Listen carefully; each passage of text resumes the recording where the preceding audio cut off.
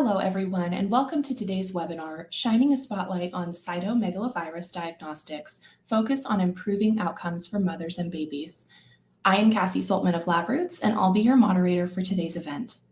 To create awareness and support for the Cytomegalovirus International Awareness Month, today's educational web seminar is presented by LabRoots and brought to you by Core Diagnostics at Abbott. To learn more, visit corelaboratory.abbott. We encourage you to participate today by submitting any questions you may have during the presentation. To do so, simply type them into the Ask a Question box and click Send. We'll answer as many questions as we have time for at the end of the presentation. You may also submit any technical issues here as well, if you have trouble seeing or hearing the presentation. I'd now like to welcome our speaker, Professor Sébastien Hantz, Professor of Virology, Limoges University and Hospital. Professor Hantz, you may now begin your presentation.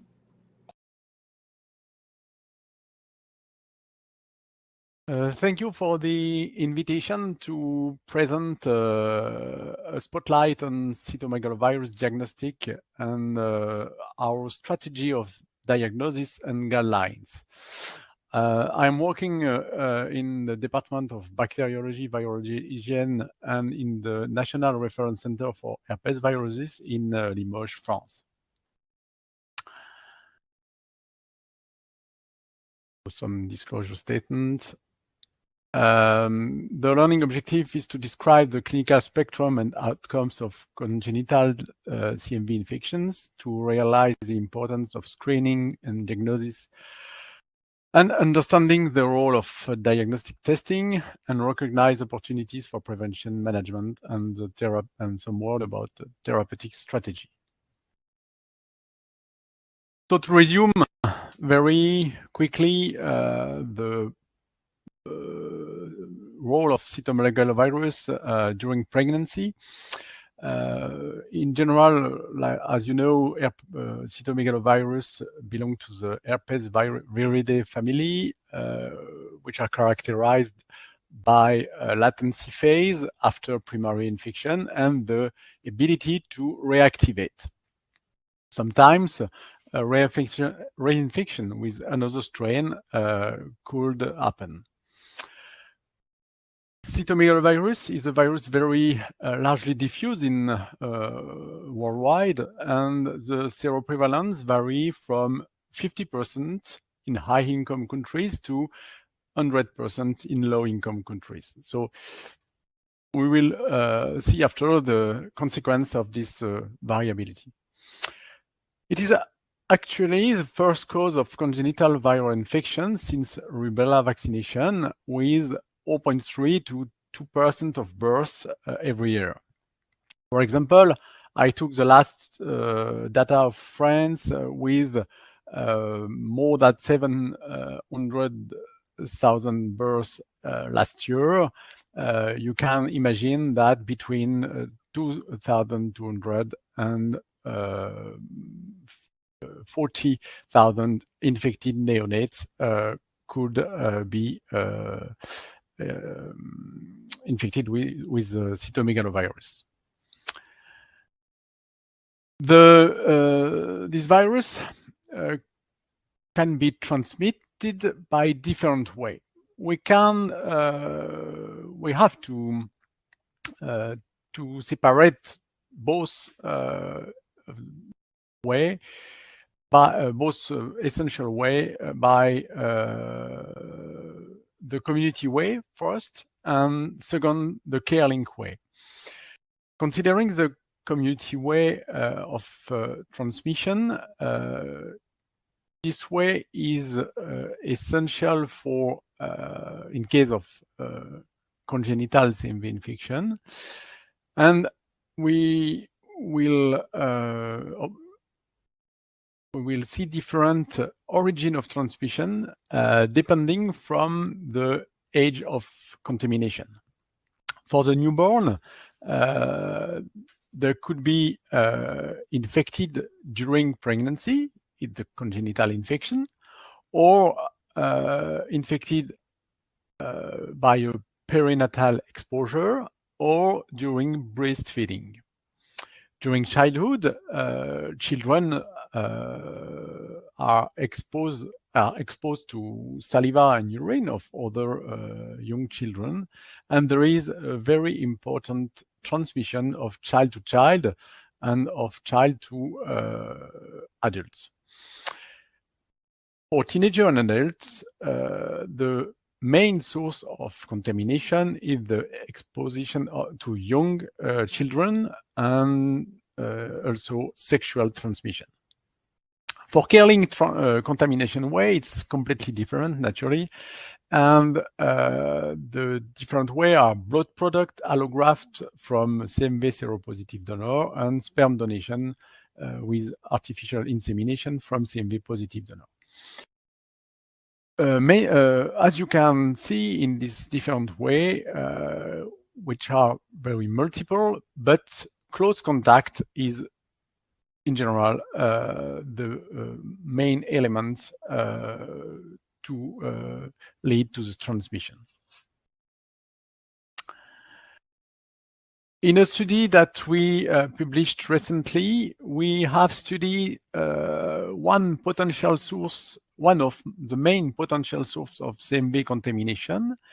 We analyzed the saliva of children which are in a daycare center in France. We collected more than 1,000 saliva in different daycare center distributed on all the French territory. As you can see, globally, 40% of children were CMV positive in saliva, so they can be a source of CMV contamination with a different proportion considering the different category of age.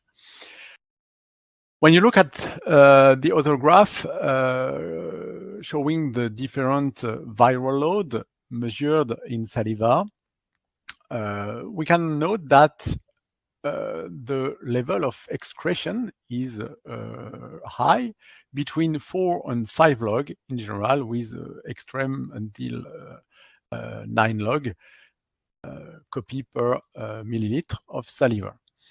So this study confirmed that these young children are a very important source of contamination, essentially for young adults and sometimes for young women who are pregnant. This world data of CMV infection, CMV seroprevalence and congenital CMV infection was collected by Maternal in 2014 and showed that as I said, the seroprevalence rate among women of reproductive age is very different between countries, and there is no direct correlation between the level of seroprevalence and the level of birth prevalence of congenital CMV infection. That's to say that transmission can occur even in case of high seroprevalence in women of reproductive age, not only in seronegative women. When we look at the pathophysiology of CMV congenital infection, it can occur after primary infection with the highest level of transmission between 30 and 40%. But it can also occur during reinfection or reactivation. Reinfection with another strain or reactivation with the own strain of the pregnant woman.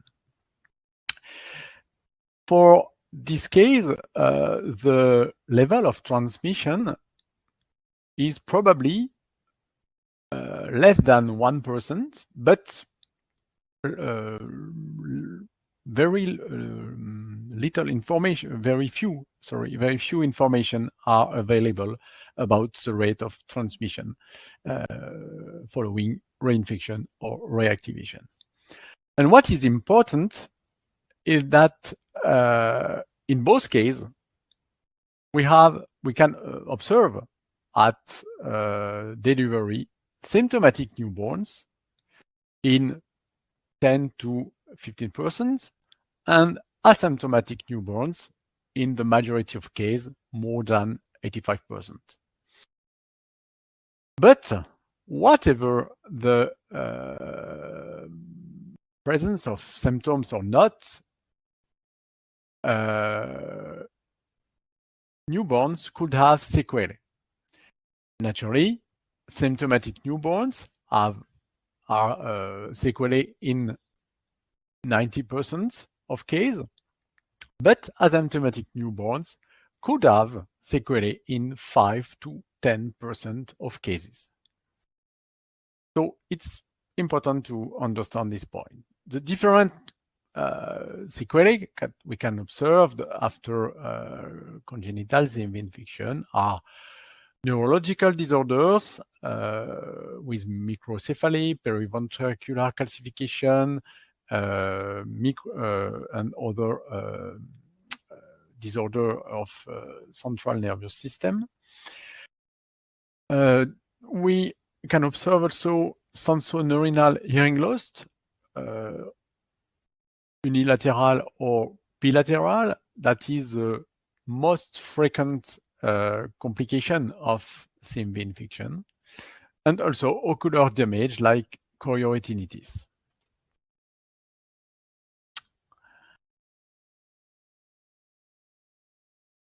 As we can suppose, with the distribution of the level of congenital CMV infection in correlation with the data of seroprevalence, non-primary maternal infection explain approximately 50% of congenital CMV infection in European countries. In this slide, we have two studies performed, the first in France and the second in Finland.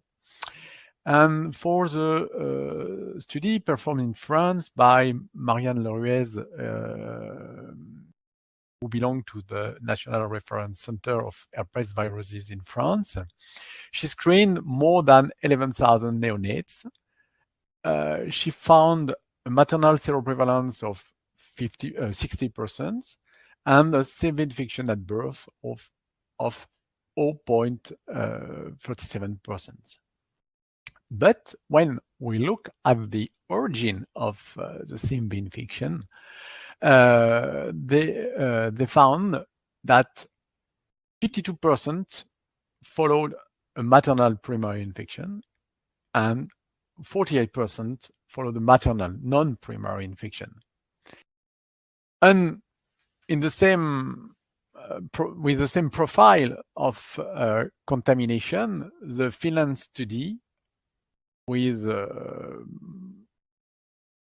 about 20,000 neonates found a maternal seroprevalence of 72% and CMV infection at birth of 0.2%. And the distribution of origin of infection was a primary maternal infection in 47% and a non-primary infection in 53%. So the data are very similar between both studies, both large study on more than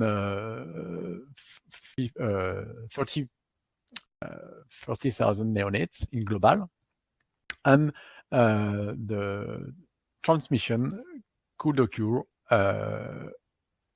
in seronegative pregnant women and in seropositive pregnant women. Another point very important to know is that the risk of transmission varies during pregnancy. As you can observe in this figure, the transmission to the fetus increase from the first trimester to the third trimester, but in contrary, symptomatic neonates are more frequent in first trimester, and we have no symptomatic neonates in first trimester contamination. So the major risk is in first trimester for primary infection because it's a time of growth of central nervous system. A recent review published by Chatakis in 2020 gives the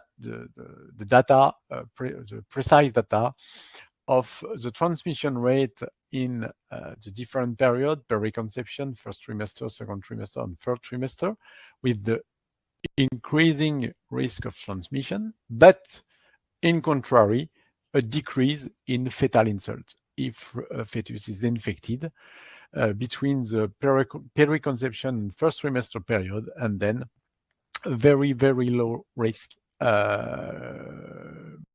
near zero in the second and third trimester. So it is important to know this point for the advice to the infected woman. For non-primary infection, the link is unknown between gestational age and risk of sequelae, but it is likely to be the same as primary infection. That's to say, first trimester remain the major time of risk for sequelae in neonates.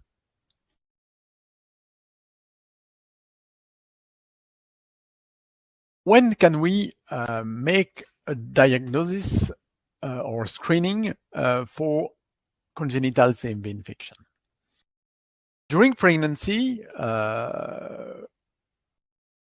we can check for CMV infection with a serology in front of infectious syndrome or after IgM detection, whatever the trimester. In the second and third trimester, we can suppose that the CMV infection is occurred when you detect ultrasound abnormalities. After pregnancy, at birth, the detection of CMV can be performed, and if you have children with hearing loss, you can, during childhood, make a retrospective diagnosis of congenital CMV infection. Today is a question about systematic or targeted screening.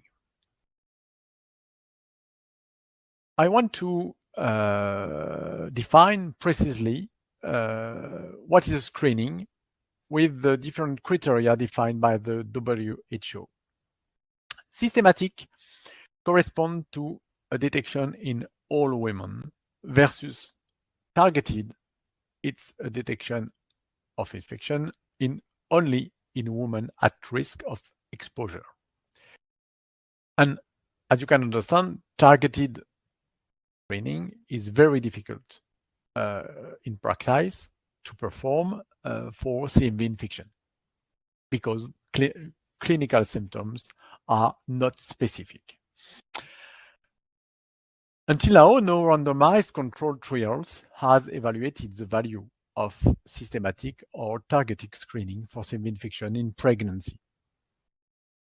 In France, screening is performed outside the official recommendation in a almost 25% of pregnant women, more frequently in Paris area and less in other French regions. Why the screening was not recommended by French health authorities?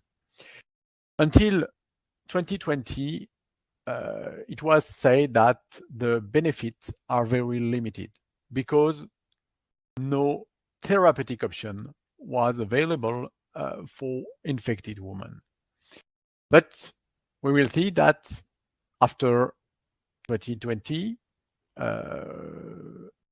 year of publication of a very interesting study that showed the benefit of valacyclovir treatment, we can ask the question of CMV screening during pregnancy. However, we have already favorable opinions from the French National Medicine Academy and the National College of Gynecologists Obstetricians. Which tools could we have for diagnosis during pregnancy? The diagnosis of maternal primary infection is easy when you detect a seroconversion of IgG. But for the definition of a seroconversion needs to have two serum, first serum negative and second apparition of IgG. And often in pregnant women, we have not always different serum to observe the apparition or of apparition of IgG. So it could be interesting to recover serum prior to pregnancy. Compare both serum. The detection of IgM have good sensitivity between 80 and 90% and very good specificity. And control of IgG on previous serum should be performed if IgM and IgG are positive on the test. And third assay is the avidity of IgG. If the profile is positive in IgG and positive in IgM, or if you have ultrasound abnormalities with positive IgG. Concerning the diagnosis of reinfection and reactivation, until now, no test is available. So it's very difficult to make this diagnosis because some reinfection, reactivation have no IgM, and the IgG titer sometimes didn't differ between both serum. Concerning the IgM, the absence of them doesn't rule out the diagnosis if there are suggestive abnormalities in US.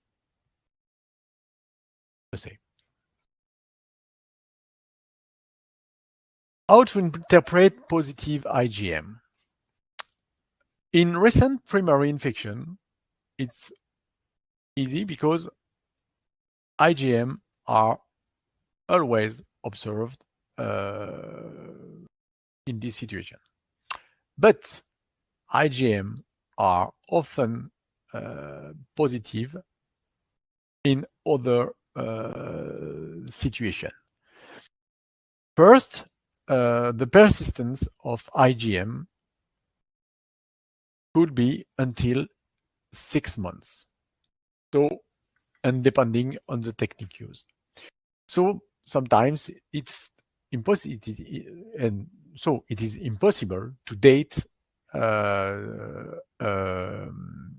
primary infection with the IgM result. In case of secondary infection, sometimes the IgM are positive again for reinfection or reactivation. We found IgM positive in non-specific polyclonal stimulation of the immune system and sometimes in cross-reactivity with EBV in particular. So IgM positivity should be interpreted with caution and should be completed with IgG avidity. Concerning avidity of type G immunoglobulins, this assay was developed because it exists a maturation of the immune response after the infection.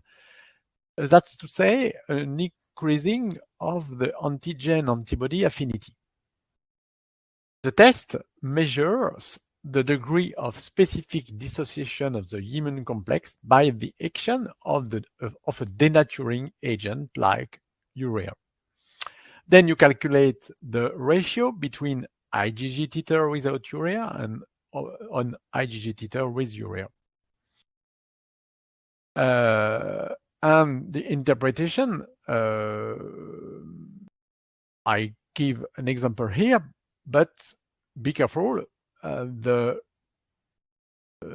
cutoff of interpretation varies according to the test used. For example, less 30%, it corresponds to an infection less than 3 months old, and over 70%, sorry, it's an infection older than 3 months. This test can eliminate with a sensitivity of 89 to 100% of primary infection if performed before the second trimester of pregnancy. So it is very interesting to test women during the first trimester. Because after the second trimester, if you detect high avidity, you cannot exclude a contamination during the first trimester. Concerning the performances of CMV IgG avidity assay, I just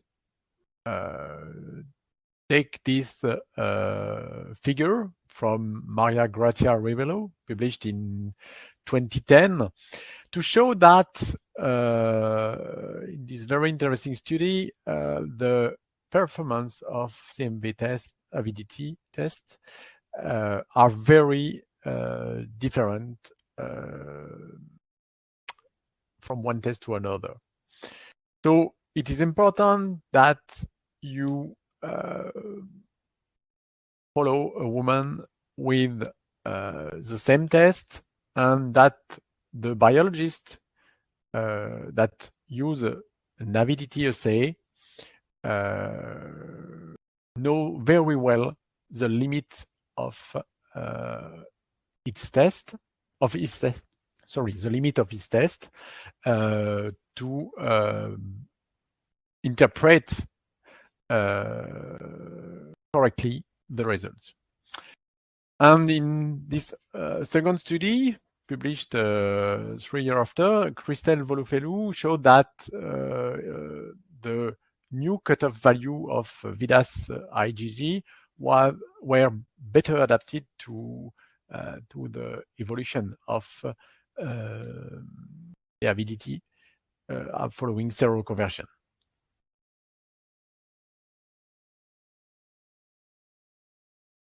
After maternal infection, it is important to make the diagnosis of fetal infection because maternal fetal transmission is not systematic following a maternal infection. The main indication is ultrasound abnormalities and or infection during the first trimester. After amniocentesis, the amniotic fluid is analyzed by PCR to detect the viral load, the CMV viral load. It is essential to have the good timing for amniocentesis performing. This function should not be done before 21-22 weeks of amenorrhea and at least 6 to 8 weeks after the seroconversion. In other cases, you can have false negative results. Concerning the level of CMV viral load, we now have noticed that the level of viral load has no prognostic value. And then at birth, for different indications, like maternal primary infection during pregnancy, IgM positive, ultrasound abnormalities, or for diagnosis confirmation, we can detect the virus on urines or on saliva. Before we isolated the virus, and now only PCR is performed in this indication.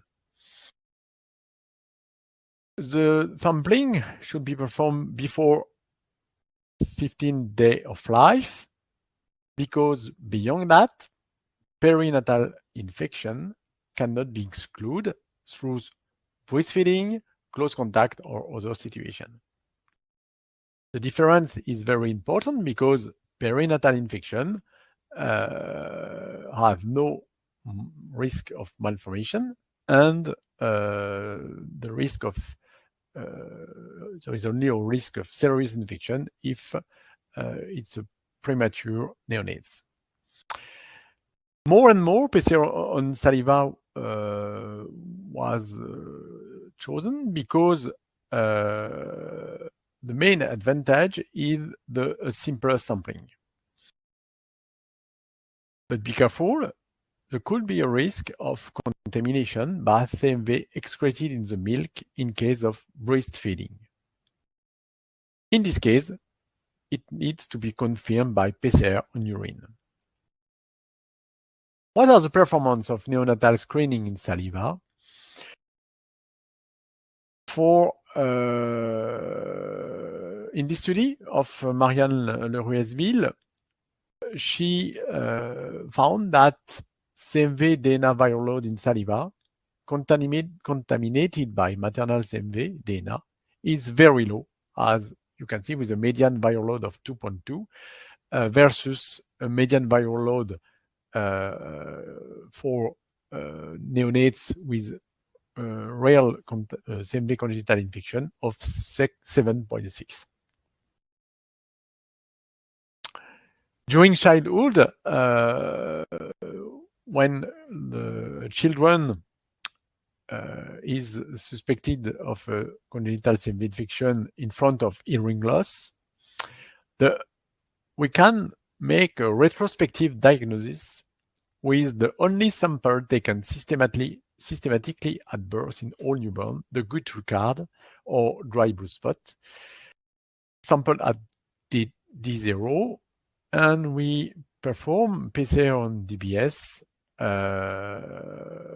after DNA extraction and with parental consent. This is the only test that can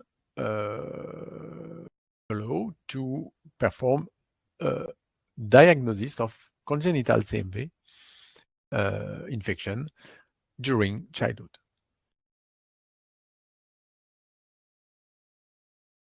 So the strategy of screening proposed in Limoges Hospital from 2020 is now to detect IgG and IgM at first, second, and third trimester of pregnancy, and then at delivery.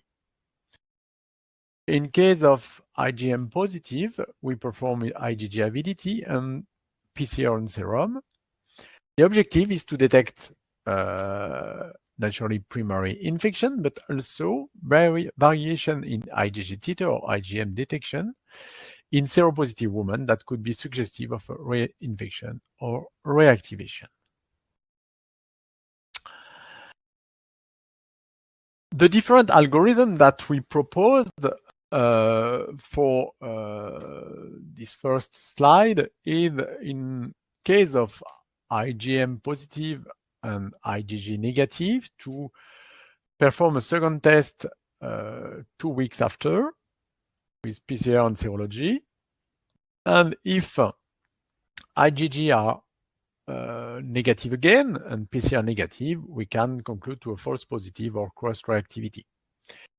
If IgG become positive, we perform IgG avidity. If avidity is weak, we can conclude to a seroconversion and perform a management according to the trimester of pregnancy. When both tests are positive, IgM and IgG, we perform IgG avidity and the PCR. If the avidity is weak and the PCR positive, it corresponds to a recent infection with viral replication. If the avidity is weak with a PCR negative, it is a recent infection without viral replication. In case of high avidity, if PCR is negative, it corresponds to infection over 3 months. And if PCR is positive, it could correspond to reactivation or reinfection.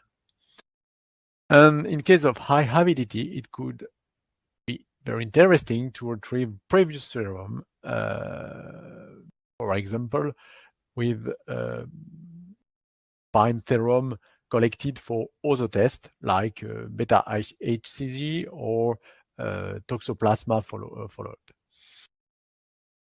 Then you can check serology 2 weeks after if avidity and PCR were not diagnostics and retrieve a previous serum at time of early pregnancy or before pregnancy. Naturally, in case of infection during pregnancy, whatever primary or secondary, it requests advice from a prenatal diagnosis center. And on this slide, it is the algorithm proposed after systematic screening during pregnancy in the National Reference Center of Herpesviruses in Limoges Hospital. If there is a primary CMV infection in the first trimester or in the periconceptional period, we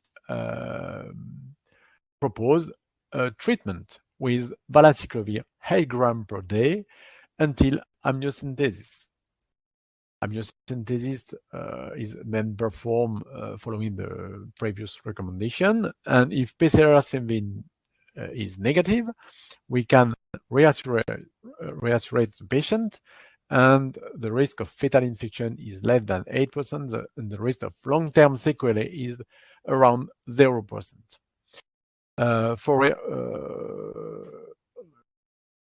For checking the fetus, we propose an MRI of fetal brain at 32 weeks, and then at delivery, check of the presence of virus in urine or saliva.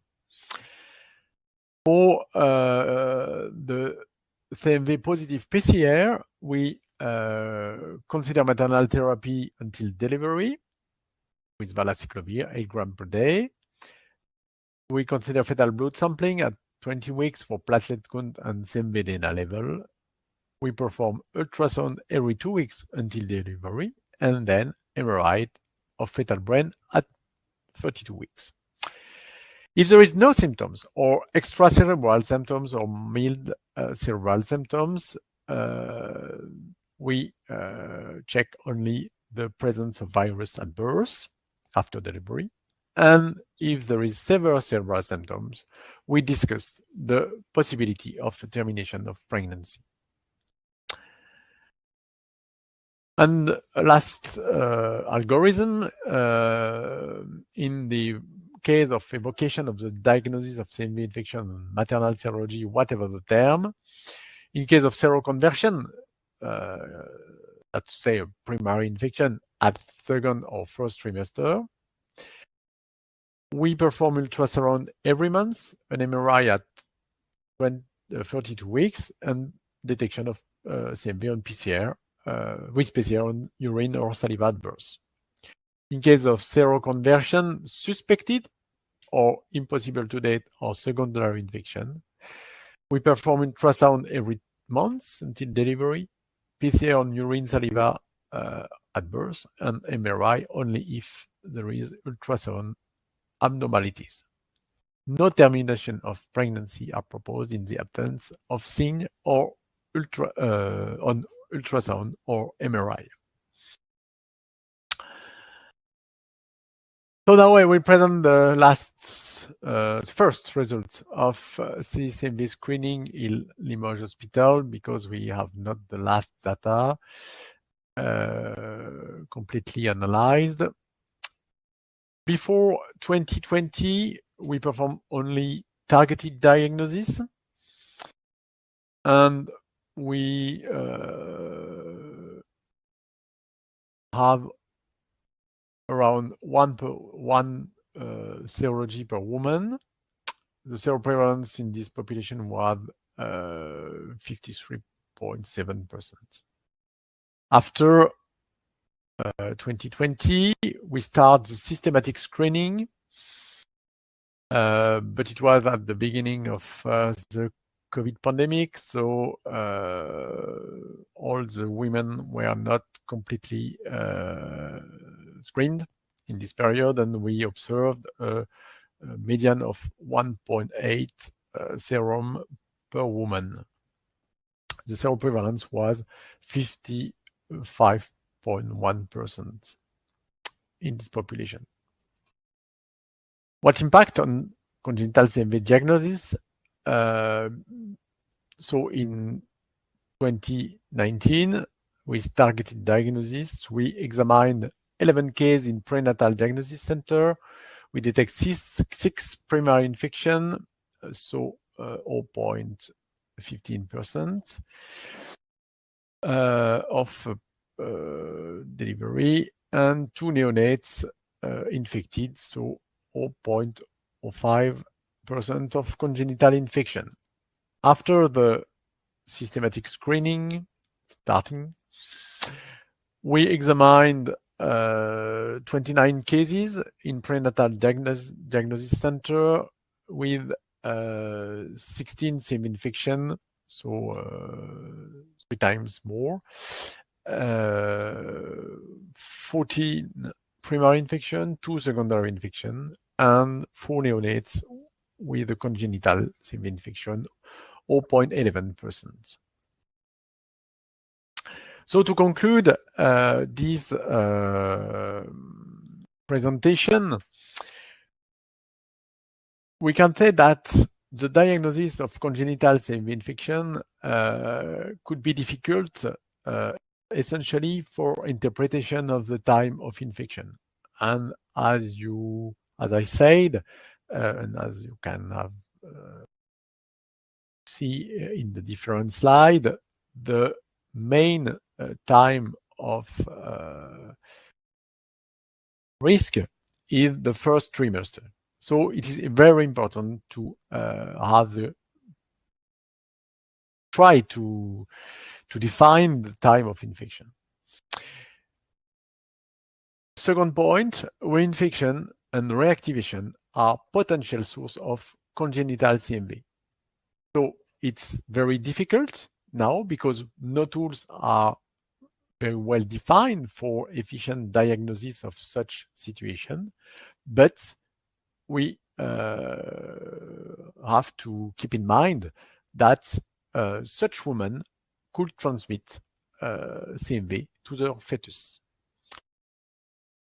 Serological screening could limit the number of infected neonates by initiating valacyclovir treatment at first trimester of pregnancy and allow earlier and more effective diagnosis of fetal damage and also earlier neonatal management. So, two important advantages.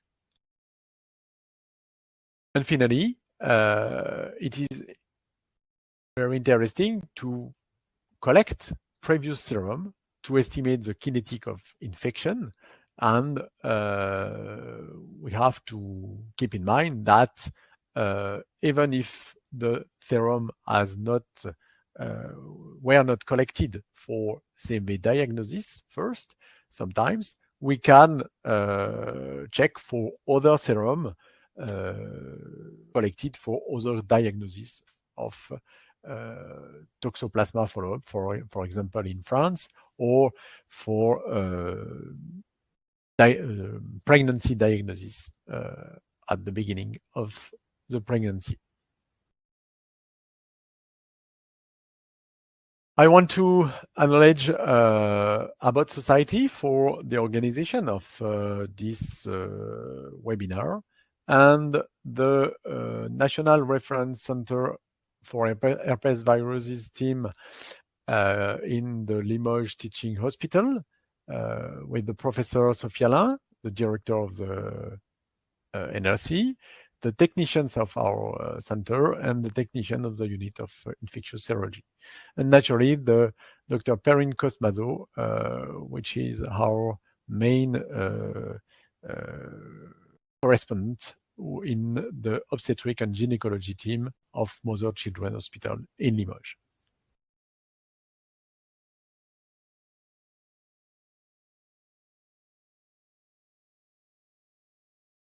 Thank you, Professor Hantz, for your informative presentation. We will now start the live Q&A portion of the webinar.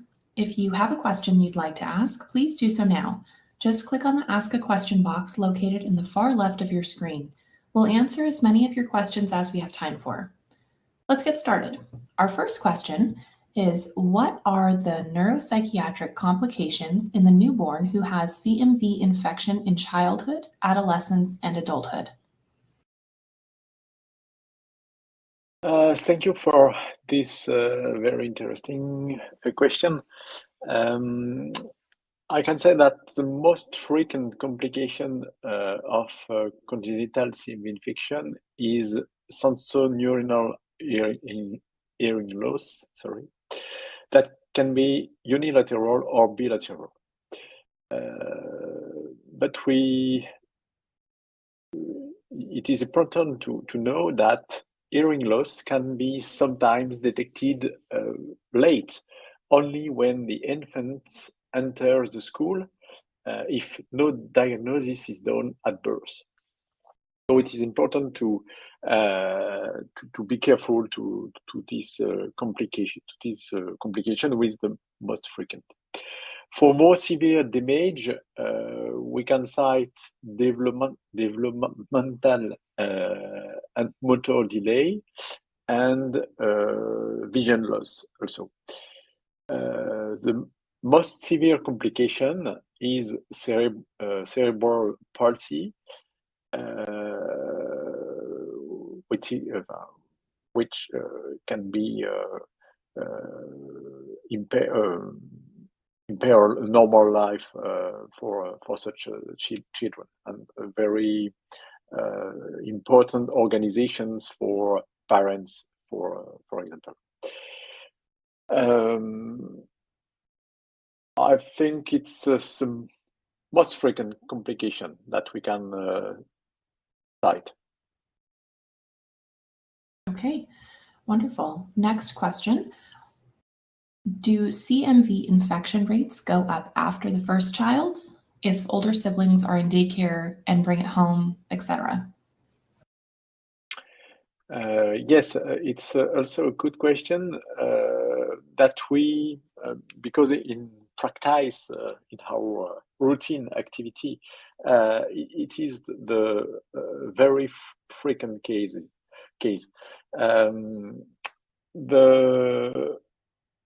The pregnant women who are seronegative at the first pregnancy are frequently impacted by CMV infection during the second pregnancy, because they have their first infant that can be infected, for example, in daycare center or in the first year of school, and then bring it at home and transmit the virus to their pregnant mothers. So it's a very classical case of transmission that we observe very frequently. Yes. Okay. Why are pregnant mothers not routinely screened for CMV?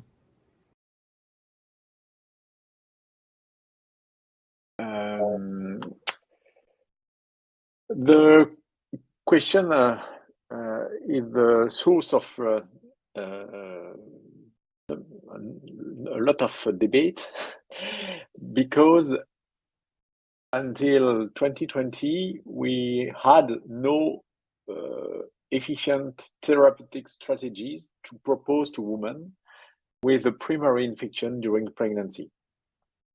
So the risk of screening women, pregnant women, was to increase the stress of such women during pregnancy, and probably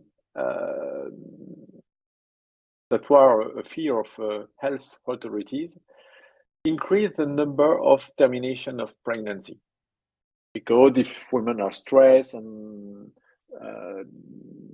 don't want to have an infected fetus or with the stress to observe after severe complication at birth, there was a risk of termination, an increasing number of termination of pregnancy. Moreover, a screening strategy must be cost-effective for government, and if you have no treatment for decreasing the number of infected neonates, it's logic that the strategy cannot be cost-effective. But since 2020, primary infection during the first trimester, as I said, can be treated with valacyclovir. That is an inhibitor of cytomegalovirus and herpes and other herpes viruses, for example, herpes simplex virus, that allow to decrease the risk of fetus contamination.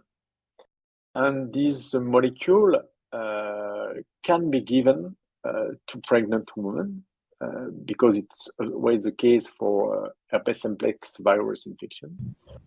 And in 2020, there was a very good study that showed the benefit of treatment of a woman treatment in the first trimester of pregnancy. Okay. So now it could be interesting to start the screening of CMV infection. All right. Next question. Does the virus make cognitive function degenerate?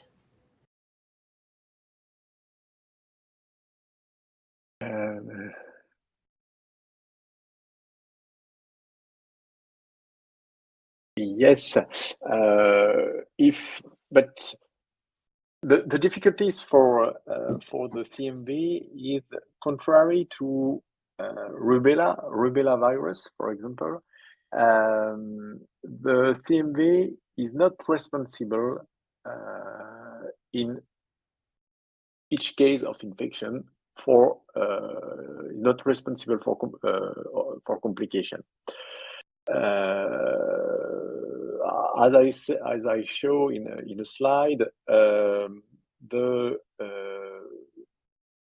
most of the congenital CMV infection don't lead to complication or not severe complication.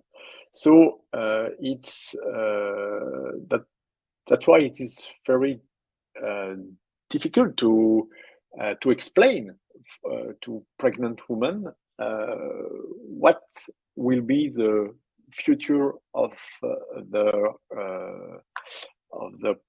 pregnancy and the future of the baby that could be infected, but without complication.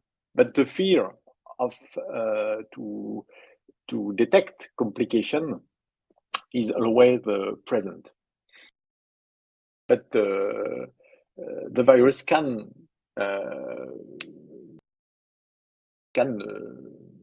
infect neural system and be responsible for severe lesion.